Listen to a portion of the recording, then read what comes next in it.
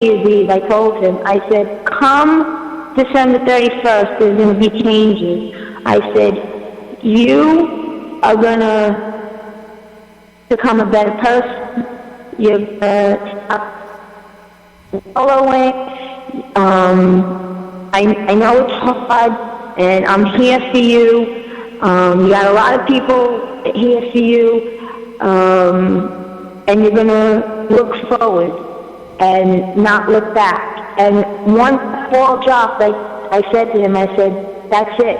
It's over. It's done. We're looking forward now. Look forward and let it be.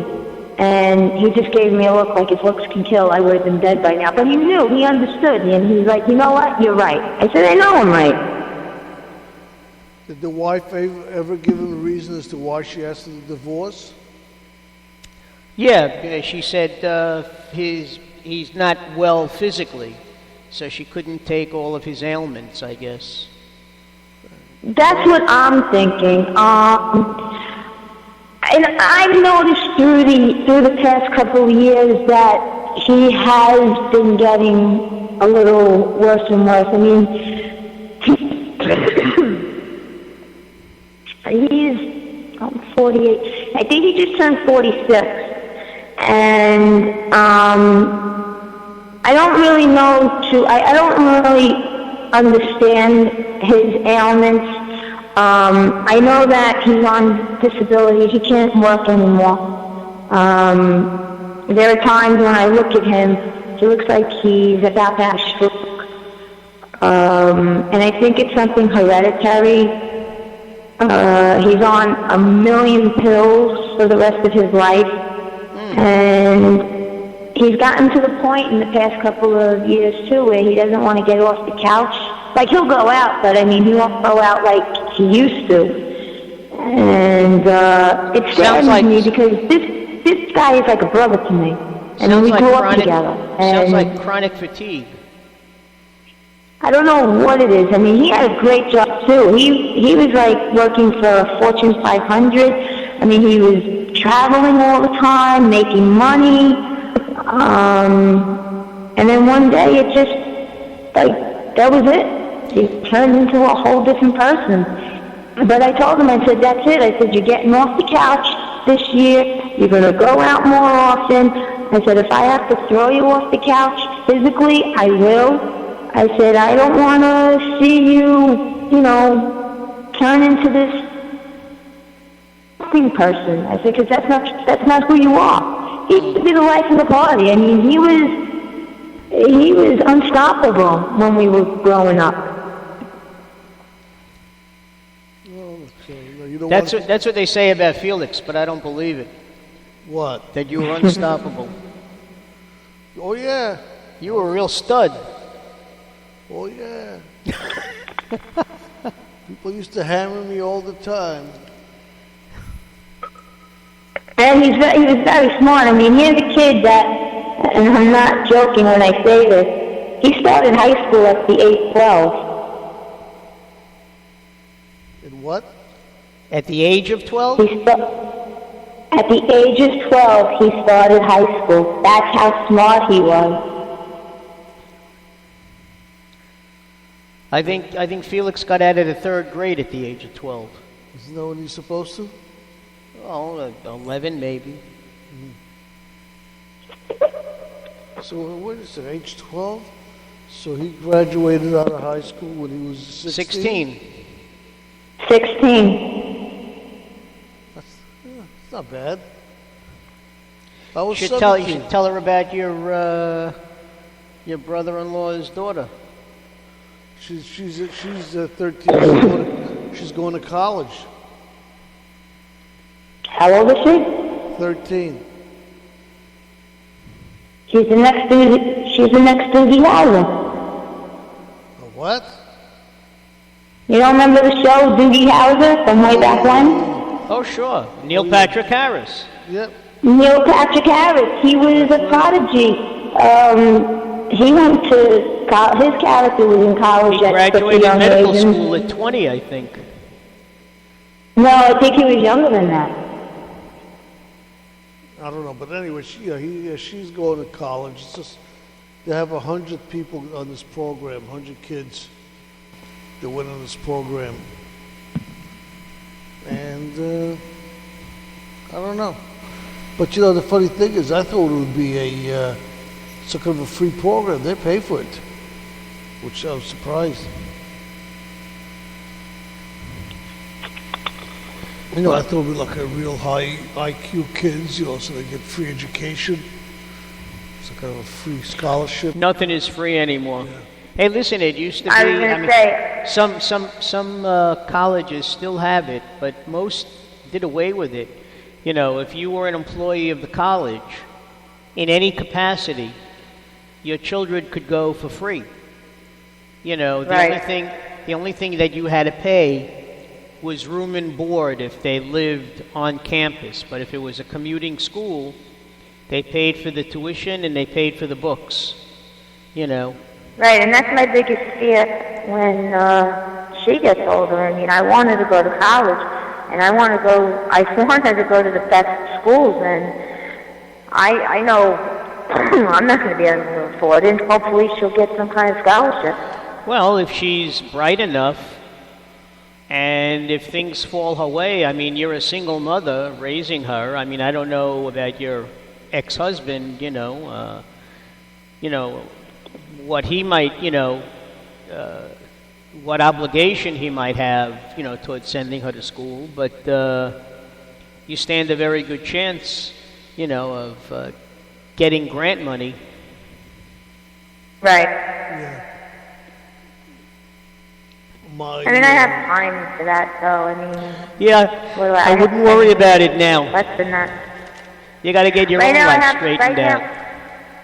Right now, this is a big year for us here, especially for her. In 5 months, she receives her first communion, so I have to start planning her party and, getting her things, her Did you happen to mention it to Cardinal Dolan? Maybe he'll be in the neighborhood when she has her confirmation. They're actually thinking about again, they have to see what his plans are. But they want it to come. And well, I know somebody who could he stand might. in. Felix could stand in. He's an esoteric minister. I think they already have a backup. No offense, Felix. That's okay. Don't worry about it. I don't believe in organized... I'm trying to drum up business for the poor guy, I don't believe in... What is it, Roman Catholic Church? Roman Catholic, yeah. Nah, that's what I was born as, but I don't believe in the Roman Catholic Church. I think they spend too much money on themselves and too little on the poor.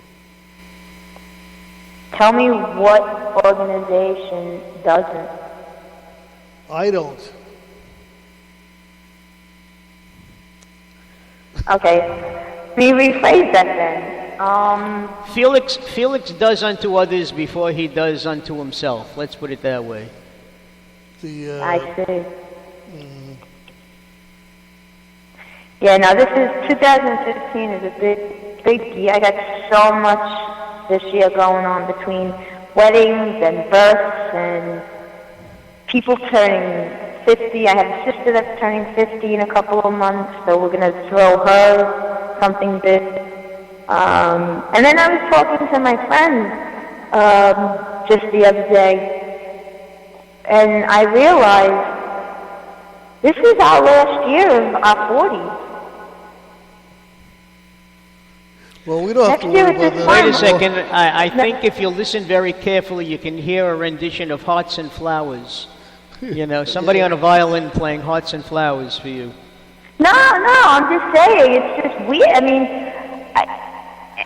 when I was younger, I couldn't wait to get older. And now that I'm older, I wish I was younger. Well, older, I won't say old, but older people love to ask kids what they want to be when they grow up because they're still looking for ideas, Mm-hmm. I know I used to tell my students that when we would have career day.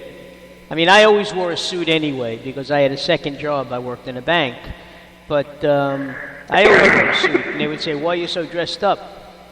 So usually the first question is, am I going to a funeral? And I said, no. But on career day, I said, you kidding? I said, I'm looking for a real job. I want to impress somebody, you know? Oh, these Well, days. let me ask you something. With all seriousness, you said that you used to go to work in a suit. When you taught, you went to work in a suit. And I'm assuming you're talking way back when, right? Not, of course, not recently. But Well, I haven't way been back working. when there were dress codes for teachers. They had to be in suits. Well, They weren't. You know- They weren't dressed down like they are today. I don't remember any of my teachers wearing. No, I'm lying to your face. I do. I had a couple of English teachers that would dress down, but for the most part, all the other ones were dressed like the older teachers. Oh, listen, were I used always to- dressed. Not only did I wear a suit, but I was a bit more svelte in those days, and I used to wear a three-piece suit. I used to wear a vest, you know. I used to have a separate wardrobe. I used to have wool suits for the winter, okay, and much lighter suits for the spring, you know. So I actually had two wardrobes, you know. On a rare occasion, I would wear slacks, a shirt and tie, and a sport jacket, but most of the time it was a suit. People used to come up to me if I was in the lobby and think I was the principal. I would say, no, I'm the janitor. Well, they made the best money. They could afford to wear those suits. Yeah, When was the last year you taught? 2003, 2003. 11 years ago. It seems like an eternity. Shoot, 2003. What was I doing? Can't even. Oh, I know what I was doing. I just started a new career. Went into promotional products. Promotional products? I did that for a number of years. That was my favorite industry was that and the fashion industry, but more promotional products because it just enticed me, intrigued me. Was that in Plus the Florida? fact I used to get all the free samples. Was that in Florida? Not here. Oh, okay.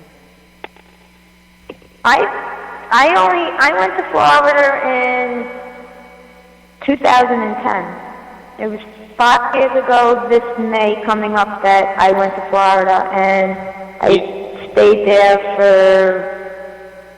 a little over 2 years and then came home. Where were you, on the West Coast? No, I was on the East Coast. And I hated it. I think the Well- West Coast is much better than the East Coast. Well, it depends. Depends what you're looking for. The West Coast has a lot of conservative, shall we say. Okay. The East Coast, you have more liberals. And yeah, you have more Republicans on the West Coast. Well, I think also the fact that I used to go to the West Coast all the time from with Nick and they moved to Florida. They lived in St. Petersburg, and every summer I would go down there. And I guess because I was used to the area, and I never went to the East Coast till I moved there in 2010.